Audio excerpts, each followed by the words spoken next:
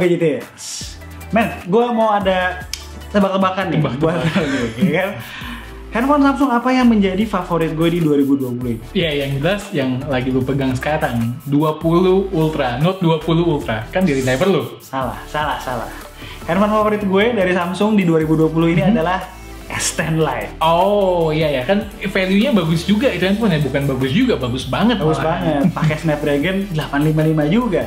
Nah kebetulan men, hari ini kita mau bahas versi diskonannya dari S20 series S20 Fan Edition. Kalau versi diskonannya S10 Lite itu kita suka. Nah kalau versi diskonan dari S20 gimana nih diskonannya? Sebagai pemanasan, kita bahas semua kekurangannya dulu. To the point aja, yang pertama bodi belakangnya tuh terbuat dari plastik. Banyak yang bilang, kan ujung-ujungnya dipakein case bang. Ya mau dipakein case atau enggak itu urusan masing-masing. Tapi persoalan material bodi harus dikaitkan dengan rasa kepuasan kita sebagai buyer. Persaingan di segmen yang sama dan overall value-nya. Di sisi lain, bahasa desainnya nggak berasa terlalu beda dengan segmen mid-range kekiniannya, seperti Galaxy A51 dan A71. Jadi secara tongkrongannya, serasa kayak handphone mid-range Samsung. Palingan di sini finishing backdoor-nya matte, lebih enak dipegang di tangan dan lebih kalem dibanding yang glossy. Yang kedua nih, layarnya. Iya, ini layar OLED Samsung, tapi kami merasa kualitasnya cukup berasa beda dibandingkan flagship kelas A Samsung atau bahkan versus handphone lain di harga yang mirip-mirip. Yang utama warna blacknya tuh berasa kurang pekat. Padahal AMOLED loh ya. Sisanya mungkin untuk orang awam nggak akan notice. Tapi untuk kami yang udah sering nyoba layar AMOLED di berbagai handphone flagship, nggak terlalu sulit untuk menilainya. Yang ketiga, kenapa sih ya kita nggak dikasih varian Snapdragon aja seperti S10 Lite? Kan kece tuh. Kami di sini nggak mau panjang lebar soal Exynos versus Snapdragon. Cuma karena sebelumnya udah ada track record yang positif di S10 Lite, kenapa harus dirubah ya? Walaupun prosesornya sama dengan S20 atau Note 20 series, ada perbedaan performa. Contoh nih, main game CODM aja berasa nggak stabil FPS-nya. Nggak nyampe 60, bahkan sempet turun ke bawah 40. Padahal masih baru mulai itu gamenya. Dan berasa cukup panas di tangan. Experience-nya sama di game lain, bahkan di Mobile Legends aja yang ringan gitu, sampai ada warning buat nurunin graphic quality. Ini tuh sesuatu yang gue alamin di handphone mid-range. Kondisi gue main di indoor dan tanpa AC. Kondisi yang sebenarnya terbilang sangat normal. Experience di atas tercermin dari benchmark Antutu yang kami lakukan sebanyak 5 kali berturut-turut. Yang pertama, bisa menyentuh angka 480 ribuan. Ini juga sebenarnya cukup aneh karena di Note 20 Ultra benchmark pertama itu bisa dapat 530 ribuan. Yang kedua dan seterusnya penurunannya juga sangat signifikan. Bisa sampai 370 ribuan. Di Note 20 Ultra penurunannya tidak secepat ini dan tidak sedrastis ini. Tebakan kami cooling sistemnya tidak sebaik kakak-kakaknya. By the way, in general kami memang berasa juga cenderung cepat panas.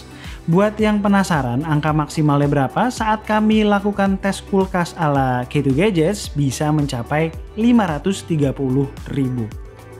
Yang keempat, charger bawaannya kenapa sih dikasih yang 15 watt jadul? S10 Lite aja kita dapat yang 25 watt loh. Begitu juga dengan maksimal power yang bisa diterima. S10 Lite bisa up to 45 watt, sedangkan S20 FE mentok di 25 watt. Intinya, speed ngecasnya berasa kurang cepat untuk ukuran flagship 2020. Oh ya, baterainya berukuran 4500 mAh. Ketahanan baterainya menurut kami kurang. Dengan pola pemakaian medium, refresh rate-nya mentok, dan AOD Tap to Show, SOT yang bisa kami dapatkan kurang lebih hanya 4 jaman, dengan masa pemakaian 16 jam. Banyakan standby juga sebenarnya. Saran kami jangan pakai patokan sama review luar negeri soal baterai. Soalnya untuk S20 FE yang 5G semuanya pakai Snapdragon 865. Lebih irit tuh. Yang kelima adalah ketiadaan 5G. Memang bukan big deal untuk sekarang, tapi buat yang mau pakai handphonenya dalam waktu yang lama, S20 FE jadi berasa kurang future proof, khususnya di tengah gempuran handphone 5G ready asal China di Indonesia. Yang terakhir atau ke-6, vibration motornya nggak berasa kayak handphone flagship sama sekali. Headphone jack mah nggak usah dipikirin lah ya. Zaman sekarang kalau nggak ada jack baru namanya flagship. Wes, hari ini ada yang berbeda nih. Kita berdua pakai kemeja dan kebenaran brandnya itu sama-sama Uniqlo ya. Karena emang brand clothing Uniqlo itu salah satu brand favorit kami buat clothing. Setiap kali gue masuk ke store-nya suka ada tema yang berbeda-beda. Kadang ada tema Star Wars, kadang-kadang ada tema Dragon Ball. Ya, dan selain itu harganya sesuai dengan kualitas dan juga nyaman dipakai. Contohnya kemeja yang lagi kami pakai ini. Kami lagi pakai kemeja Uniqlo dan daleman Airism-nya. Yang udah tahu Uniqlo pasti tahulah sama yang namanya Airism. Pakaian dalam mereka yang punya teknologi khusus. Dipakai nggak berasa lembab, sejuk malah. Nyerap keringat dan bisa ngeluarin panas. Nah, pas tahu Uniqlo ngeluarin masker Airism, ya udah langsung kami sikat. Dari pemakaian kami beberapa hari ini, bahannya tuh nyaman di kulit wajah, habis itu nggak berat, fittingnya pas dan nutupnya itu sampai ke bawah mata dan bawah dagu. Yang nggak kalah penting, bernafas tuh tetap berasa longgar. Bukan bahan kain jadi-jadian soalnya. By the way, ini bahannya ada 3 lapisan. Di bagian tengahnya ada nanofilter buat nyaring bakteri dan partikel sebanyak 99%. Tuh, ada tulisannya BFI 99%. Klaimnya udah teruji. Selain itu bisa dicuci dan digunakan ulang, jadi nggak perlu keluar duit melulu. Selain itu, jangan lupa size-nya ada 3. Seperti yang gue pakai ini, size-nya adalah L. Ada juga S dan M. Nah, berarti kecil sampai dewasa bisa. Warnanya tuh ada hitam dan putih. Ya, hitamnya tuh kayak gini ya. Oke. Ini hitamnya, ini putihnya. By the way, satu pack tuh isinya ada 3. Dan harganya Rp149.000. Bisa kalian dapatkan di store-store Uniqlo di seluruh Indonesia. Buat kalian yang lagi nyari masker, nih, keren. Untuk bisa mengesampingkan semua kekurangan tadi, Samsung menawarkan beberapa hal yang menarik. Yang paling utama menurut kami adalah rating IP68. Terus juga ada fitur wireless charging 15 watt. Sekaligus wireless power share untuk nge-charge TWS atau smartwatch. Gak jarang kedua fitur ini menjadi pembeda antara budget flagship dan real flagship. Dan yang gak ketinggalan fitur layar high refresh rate 120Hz. Yang perlu jadi catatan penting, gak ada handphone resmi lain di segmen harga 9-10 jutaan yang menawarkan ketiga combo ini secara bersamaan. Mudah-mudahan segera diikuti brand lain. Gue dan Kartolo suka sama komposisi lensa Galaxy S20 FE. Esensial semua. Ada kamera utama dan juga lensa ultrawide masing-masing 12 megapiksel. Lalu lensa telefoto 8 megapiksel buat jepret foto 3 kali optical zoom sampai dengan 30 kali digital zoom. Nggak ada tuh kamera-kamera tambahan, kamera keempat cuman buat sekedar menu-menuhin spec sheet doang.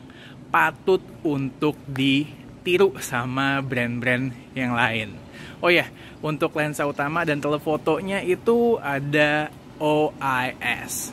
Gue tuh suka komplain ya kalau ada brand HP yang jual handphone 10 jutaan, terus perekaman kamera depannya itu cuman mentok di 1080p dan nggak stabil pula. Tapi ya gue nggak bisa komplain hal yang sama dengan Galaxy S20 FE. Soalnya perekaman kamera depannya itu mentok sampai 4K 60 fps bahkan. Walaupun memang yang stabil itu cuma sampai resolusi 1080p aja. Ya tapi bagus.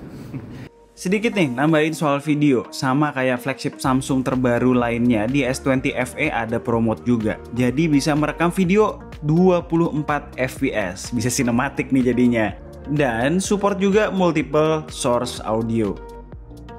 Kabar baiknya, Samsung tidak terlihat mengkompromis kualitas fotografi dari kamera belakang. Foto-fotonya tajam, dynamic range-nya balance, noise-nya cukup rendah, skin tone cenderung natural.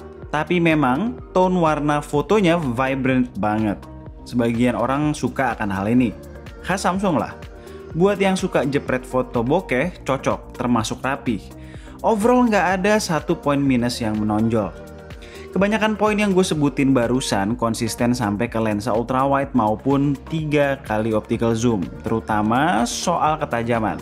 Untuk konsistensi warna antar lensa kami melihat tergantung scene, kadang bisa konsisten, kadang enggak. Yang doyan selfiean, hasil foto terbaik adalah di kondisi pencahayaan yang proper. Cahaya turun dikit, langsung berasa softnya. Kalau masuk kondisi medium to low light dan lebih gelap, sebaiknya pakai night mode. Kelihatan warnanya lebih keluar dan lebih tajam. Ngomongin night mode, foto-foto night mode dari lensa utama hasilnya 11-12 dibandingin versi flagshipnya. Bagus. Catatan khusus untuk night mode, processingnya lebih lama secara signifikan dibandingkan S20 maupun Note 20 series. Bahkan kalau belum selesai, kita nggak bakalan bisa keluar dari viewfinder. Cukup annoying nih, padahal kan processing powernya sama ya, kayak kakak-kakaknya.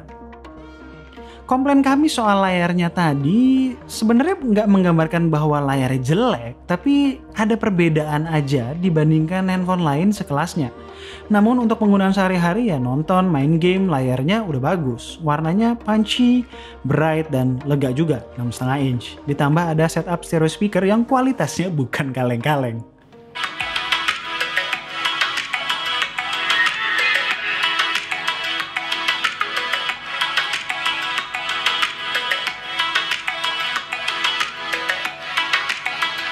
Hal yang sama berlaku juga untuk performanya. Selama penggunaannya sekedar untuk sosmedan, mendukung kegiatan sehari-hari lainnya, nggak ada isu yang kami alami. Buat multitasking pun nafasnya panjang dengan RAM 8GB. Oh ya, internal storage-nya 128, walaupun belum UFS 3.0. Kalau masih kurang, ada hybrid slot. Lumayan banget ketimbang dikasih dual SIM only. Nah, yang gak kalah penting buat kalian yang doyan pakai handphone berlama-lama adalah dukungan software. Galaxy S20 FE masuk ke dalam list handphone Samsung yang bakalan dapet 3 kali upgrade versi Android. Gak banyak tuh vendor Android yang menawarkan jaminan yang sama. Kelebihan intangible yang menurut kami gak kalah penting ya tentu aja bragging rights menggunakan handphone dengan merek Samsung. S20 FE kita beli dengan harga kurang lebih 10 juta rupiah. Dan pas pre-order kita dapat bonus yang lumayan banyak ya. Kalau di totalin itu kurang lebih nilai bonusnya 1,5 juta lah, ya kan? Menjadikan harga handphone ini kurang lebih 8 jutaan, 8,5 juta. Ya artinya dengan harga segitu ini handphone good deal. Tapi kalau coba bayangin aja, bayangin kita mesti beli handphone ini 10 juta. 10 juta dengan apa yang ditawarkan mungkin handphone ini nggak akan menjadi pilihan utama kita kali. Tanpa bonus-bonus tadi ya. Karena ada beberapa hal yang ya mungkin bagi gadgeters nggak terlalu problem, tapi buat kami ya problem. Area-area di mana cons-nya itu bener-bener ya ngaruh banget ke keseharian kita gitu. Iya sih, dan di range harga 9 sampai 10 jutaan itu menurut kami masih ada beberapa opsi lain yang lebih value deal overall ketimbang S20 FE. Tapi jangan lupa Mel, masih banyak gadgeters di luar sana yang masih anti banget, masih nggak mau beli handphone asal Tiongkok. Masih belum percaya ya? Masih belum percaya, kita masih sering lihat di komen-komen. Jadi brand Samsung membawa nilai positif yang penting buat sebagian orang di sini. Ya terutama apalagi kalian yang memang fans berat Samsung, ya dan nggak mau ngeluarin belasan juta untuk flagship Samsung. Ya, ini satu-satunya opsi yang value deal buat sekarang. As always, kalau kalian suka dengan video kami, boleh klik like, share, dan subscribe. Jangan lupa klik icon bell di bawah supaya kalau kita ngeluarin video baru, kalian langsung tahu. Kalau kalian fannya Samsung, drop komen di bawah. Dan tunggu racun-racun kami berikutnya.